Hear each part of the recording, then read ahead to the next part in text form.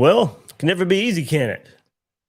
Micah Mazzccua, Baylor transfer, offensive lineman, going to transfer or announces his intention to transfer from Florida. But also some good news. DJ Lagway on campus with one of the top wide receiver in the country, Jeremiah Smith, on campus as well on a busy Thursday for the Gators. We'll get into it right here on this episode of Gators Breakdown. Gators Breakdown, because there's never a dull moment in Gator Nation. Yeah, absolutely. Never dull, right? As I said, it just can't be easy. All right, here we are on Gators Breakdown. I'm your host, David Waters. You can find me on Twitter at GatorDave_SEC. Plenty to get into. Bad news, some good news that hopefully down the road gets even better, but laying the groundwork right here on the 2024 class is one quarterback commit DJ Lagway with Jeremiah Smith being on campus. So, all right, everybody hit that like button, hit that subscribe button, coming at you live on a Friday morning, trying to get this reaction episode out to all the news on Thursday, of course. So, couldn't get around to it on Thursday night and kind of wanted to let it settle just a bit because I don't know if you've noticed or not, the Micah Mazzccua tweet that we'll get into, it's no longer on his Twitter profile. It has since been deleted.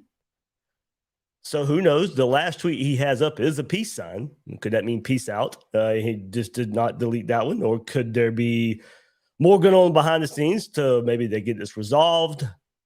We'll see. But we'll get into what he had to say on Twitter, while we're kind of getting together here as he announced his intention to transfer from Florida in that since deleted tweet. So, yeah, like, subscribe, coming at you live right here. Join Gators Breakdown Plus, of course. It was busy. It was busy yesterday on the Discord server, talking about all this happening with Micah Mazzccua and the recruiting news for this 2024 class. If you want to keep the conversation going, you can join Gators Breakdown Plus. Link is in the description. All right, so let's get to it. Micah Mazzccua announces his intention to transfer. And look, we kind of knew something might be up. Didn't know it probably would go this far when, the open media portion of practice, noticing Mazzccua wasn't there taking part in practice on Thursday. And then not long after practice ended, he tweeted, quote, "Appreciate Coach Napier and his staff, but I feel it's best for me to put myself back in the portal." That tweet is no longer up there on Micah Mazzccua Twitter profile. So, of course, that does beg the question, is there something going on now where maybe this gets resolved and this was just a heat of the moment type of thing that happened? But we'll get into some maybe specifics of why this happened and maybe why a resolution won't come of him staying at Florida. But maybe it happens that way. In the end, if they can get this resolved and get on the same page, it would benefit him and Florida, I believe. But now, you were looking at one of the plug-and-play pieces to take over after Ethan White transfers away at left guard to just, for Mazzccua, come in here, plug and play right away. Had a lot of stats at Baylor, a lot of playing time at Baylor. That you knew he could come in right away and be an asset for this Gators offensive line. So while not officially out there, word is he is injured with a torn labrum and would have missed some time anyway, certainly this spring. We'll probably have to wait to see how long fall camp into the season the injury would affect his playing time. And then heard also that from multiple sources out there that wasn't taking care of his responsibilities at the same time after this injury, not going to meetings, refused to go to meetings. So this came to a head where on Thursday evening, he announces he would want to transfer from Florida. And that tweet has since been deleted. So, of course, this hurts on multiple fronts. He was injured, so even if it was just that, he was going to miss some time in the spring, getting the reps in the spring in this new offense for him. But then also, when not taking care of the responsibilities, which really didn't come out till yesterday, till this transfer news came out. But, since he wasn't taking care of those responsibilities, how was he going to fit at Florida? So a couple ways to look at it there. Either way, you're not getting the luxury of having the plug and play offensive lineman ready to go for the 2023 season. So it does hurt in that regard. Either way, no matter what the reasoning is, no matter whose fault it is, you still don't get the luxury of having one of the best regarded offensive linemen that had some issues at Baylor last year as well, missed some time, disciplinary, didn't think much of it until this happens. And so we'll see what happens in here. As I said, maybe the deleted tweet means something. Maybe this gets resolved. But for now, I think we go by that tweet and the plan, not having him for the 2023 season.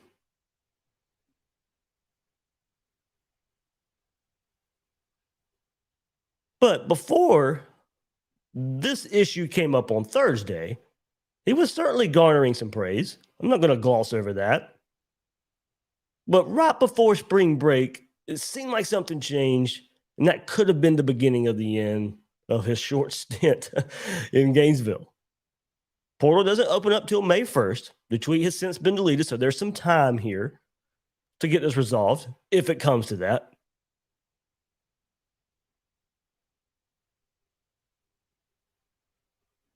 But, we got to look at the fallout of this.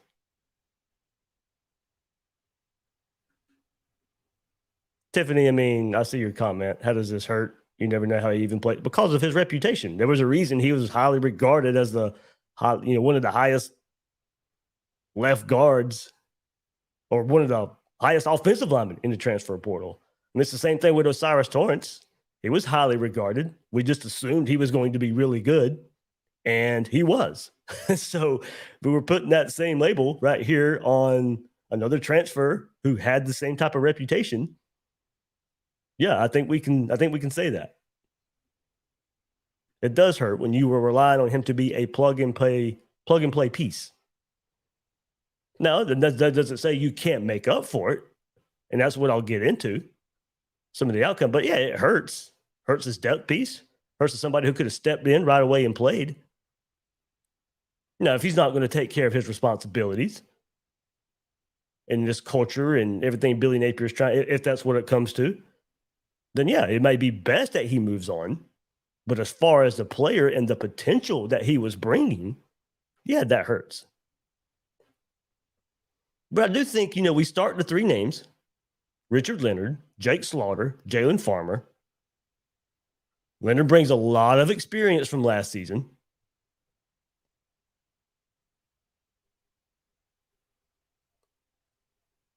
And he'll certainly start at one of the guard spots, playing both sides last year, played admirably and better than Ethan White at times. So Richard Leonard, who we thought maybe fit in on the right side now, well, he can go to the left side.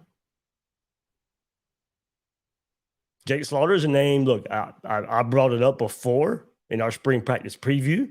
He has been talked about by Rob Sell in the media a whole lot. So even before spring practice, that's only been confirmed since then, that another name on the interior of the offensive line I think we can count on. Jalen Farmer in his second year is a player I say keep an eye on as well. And let's not forget about the true freshman coming in. Now, admittedly, I have a hard time seeing a true freshman coming in and starting, but this does open up where they can get into the competition. And then, shout out to Gaines Vegas on the Gator Collective message board. You guys are missing some great inside practice reports, and I won't share them all there because that's the benefit for Gators Breakdown or for Gator Collective members. The best practice reports you'll find out there. But one tidbit I will share, just kind of give you a tease and what you can get there. Gaines Vegas does say from Thursday's practice, true freshman Najee Harris has been running with the first group some. Now, I don't think that tells us, he's going to get the first team reps right away, but you see what the 5=1. Well, you see what he can be in that 5=1 as a true freshman. Now he's earning enough to get those reps right there.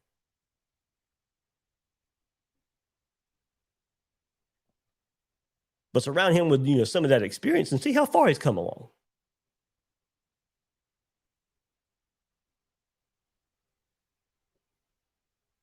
I heard some small rumblings about him before that report on Thursday that he was coming along pretty good. But at least this shows enough that coaches can tinker with him and how he looks among the starting group as a true freshman.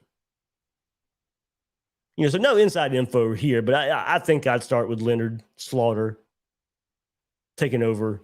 And look, even if it gets resolved, there is the report of Mazzccua being injured. So either way, even if it gets resolved and he stays, well, he's going to miss some time. But look for Farmer and Harris to compete there as well. And I'd love to see where Roger Kearney ends up fitting into this as well. Just because not much info on him and, just about halfway through spring practice, no ton of info on him doesn't deter me from thinking that he doesn't end up competing down the road and a great fit for this offense. He's tailor-made for this offense as an offensive lineman, coming from Orange Park, and the type of offense that he played in, that whole pass blocking will end up needing to get developed even more. But as far as the run blocking road grader type, Roger Kearney is going to be that guy. But in bringing up Kearney and bringing up Harris, Napier showed with his best offensive lineman that he's developed so far in his career with Osiris Torrance at Louisiana, he'll play a true freshman. Osiris Torrance started 13 of the 14 games as a true freshman. Now, how much does that change in the SEC? We'll see, and those are also the factor of, I think Florida has some options. Leonard, Slaughter, to begin with, in my opinion. But if Harris and Kearney do their job, no doubt Napier, Sells, Stapleton, he'll put those young guys out there. They'll put those young guys out there if they're earning their reps. We've seen it with freshmen last year. Osiris Torrance, as a freshman at Louisiana, coming in ready to play. It's hard to play no matter what level of football you're at to go play in the trenches as a true freshman. And there is a case study that if you get it done, they'll put you out there. So we could see down the road a Kearney, a Harris, play a lot of football here for the Gators. Also on Thursday, Damian George missed Thursday's practice with what I was told was a lower back injury. So still waiting to see how serious that is, but we got him pegged there, as a tackle, what Rob Sells says. We'll see if that changes. Rob Sells said he was a scout as a tackle, that he is a tackle. I think he stays there based on that. But does this news with Mazzccua change that plan? I don't think so, but it's worth monitoring given his experience playing at both guard and tackle spots. So I think it's worth keeping an eye on. I don't think it happens because of who Florida already has in this competition is the four names I just went through. And of course there's other guys there, but those are the four I think end up contributing to five that I end up contributing the most.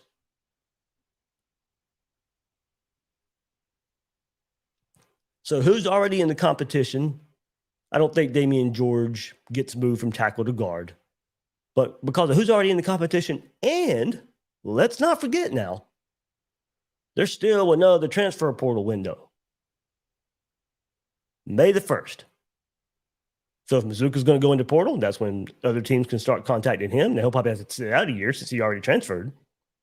So maybe that comes into play of maybe getting resolved and him staying at Florida. But at the same time, that transfer portal opens up May the 1st. I expect Florida to be active there once again and along the offensive line. And that was the plan even before the Mazzccua news was coming out. But it's even more imperative that it plays out that way now. Hopefully, you go find another instant contributor, find some depth for some more competition, you cannot have too many trench players. We've seen that throughout recent history at Florida. We've seen that play out way too many times. If you don't have the bodies, if you don't have the depth to create competition, to get better, I mean, the offensive line, while not consistent last year, was much better. Was much better. So with another year of development, another year of strength and conditioning, you can't have too many. I expect another step, especially for the young guys, the guys we didn't get to see a whole lot of last year. Some of it's going to be forced because of some transfers. But look at the jump Austin Barber made last year. Look at the development of Osiris Torrance.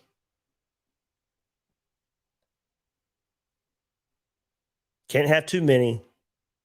It just took a hit, possibly. Transfer portal opens up again. Maybe go see if you can get another plug-and-play experienced guy. Now, this does beg the question, and I've seen it talked about, and it's worth bringing up. Early on in this process, Billy Napier going from year 1 to year 2. And, we just know this mass exodus Florida had to the transfer portal. And it happened, especially this position group. Michael Tarquin, USC. Ethan White, USC. And I've seen people say, well, this is why I don't like the portal. You can't rely on the portal. Down the road, I agree. It's not the best way. I think you cherry pick for the portal. But right now, the mass exodus Florida had, the transition where I think you need some experience in some key places, the portal's necessary. And if Mazzccua was going to live up to the reputation that he had at Baylor as far as a good player, a good run blocker, then okay, you were getting an asset here. And you may have to do it again here in the transfer portal.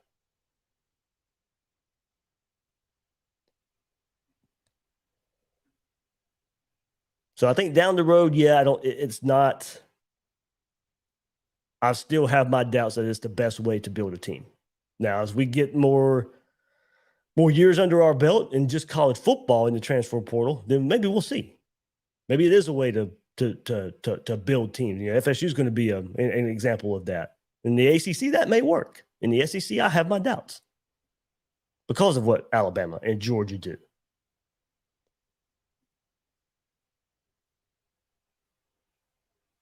So I think it's a need right now. I think you'll see more of it for the Gators coming up in this May 1st transfer portal window.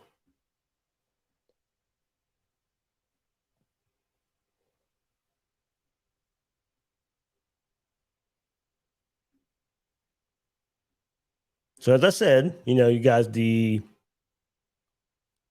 there's some options there for Florida that they feel pretty good about. Richard Leonard's, I think, a really good offensive lineman that the staff really likes. And the way another guy that developed last year and played really well. As I said, I thought he played pretty good at times last year and even better than Ethan White at times. And that's not even a little revisionist history. That was the case last year. Now, would I rather have Ethan White there this year and you have both of them on the field at the same time this year? Sure, that would be ideal. That's not the case. As I mentioned, I'm not changing history here either. Jake Slaughter was a name I have been bringing up. So I think Florida's got some good options here. Now you got to stay healthy a bit more, and we'll see if the transfer portal brings another option later on. But, this is some depth here. That just, at the very minimum, that's at least what it is. At the very minimum. Just took a depth piece hit. And I don't think it's really worth getting all up in arms about. I don't. It'd be nice to have if Mazzccua played up to his potential and took care of what he was supposed to take care of.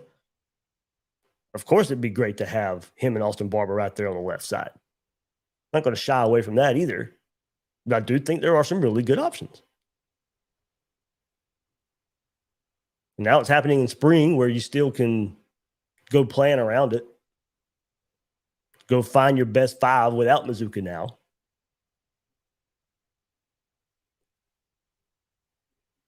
Possibly. Like I said, the tweet's been deleted since then. We'll see what happens. And I see some other talk of, why maybe Damian George wasn't at practice. Like I said, I was told it was a lower back injury. I see some other, Thomas Moss in particular, saying he's leaving as well. I have not heard that. That was not told to me when I asked about him yesterday. So unless they're trying to keep it on the down low, maybe that's what it is, but that's not how it was explained to me. But of course, there are some aspects there that may not want out there. But that's not how it was explained to me.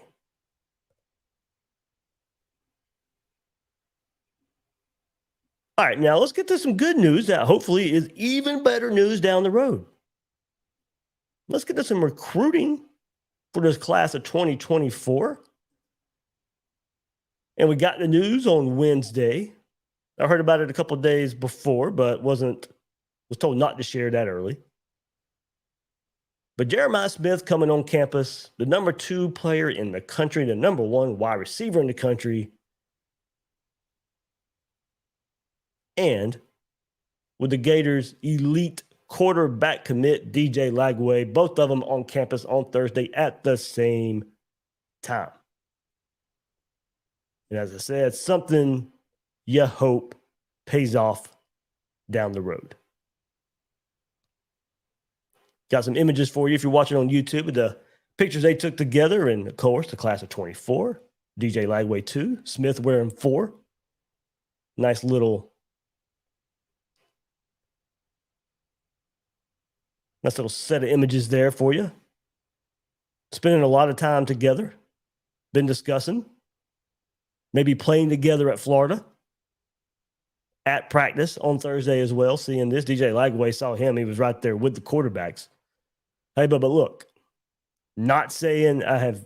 If you ask me to predict right now what would Jeremiah Smith do, I'd say probably stick with Ohio State. Why wouldn't you?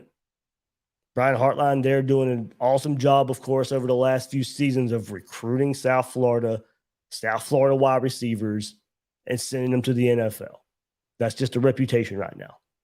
But hopefully Billy Napier can change that narrative.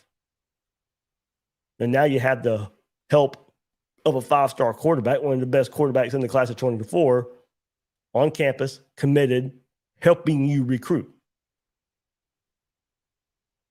If I was to predict, no, I don't think he'd flip. But it's not going to happen without moves like this. You have to lay the groundwork somewhere. And if it's going to happen, you have to make moves like this. You have to get your quarterback early in the class. You have to get them on campus together. You have to keep the communication between the two together.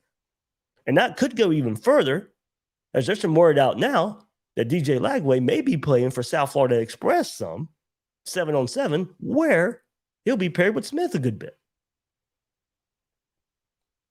So DJ Lagway certainly living up to his reputation of going out and doing what he needs to do, kind of what you're supposed to do as a big-time elite prospect quarterback that's in the fold early.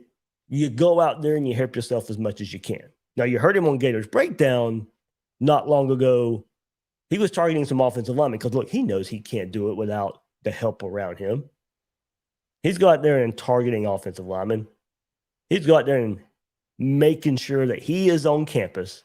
The same time, the biggest prospect Florida is going to get on campus at any point this season, he's making sure he is on campus at the same time. Now, you hope it pays off. It needs to pay off. If this, Florida's going to turn this thing around, these are the type of guys you need to get together. It's great to get DJ Lagway. Now we need DJ Lagway and some 5-star receivers, some top of state of Florida prospects. And this one here means to lead. He's one of the, if not the top player in the country here in Jeremiah Smith.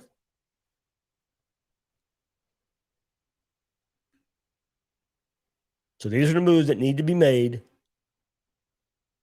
to turn this recruiting around a bit, get it even higher, compete with who you have to compete with week in and week out in the SEC. We know the level of recruiting where it needs to be. And this is how you get it done. This is how you get there. We need to see it pay off. Good news there of getting Smith on campus. Good news of planning it where Lagway's on campus at the same time. We'll see if it pays off. Needs to pay off. But all right, there we go. Reaction to a busy, busy Thursday in Gator Nation. Never dull. Always something to talk about here. Here we are, this time of year thinking, just some recruiting news, some spring practice. We could hear from some coaches, hear from some players, a little bit of videos out there, maybe some inside notes, and maybe just thinking we have it easy. Mostly talk about spring practice as the orange and blue game's coming up, but nope.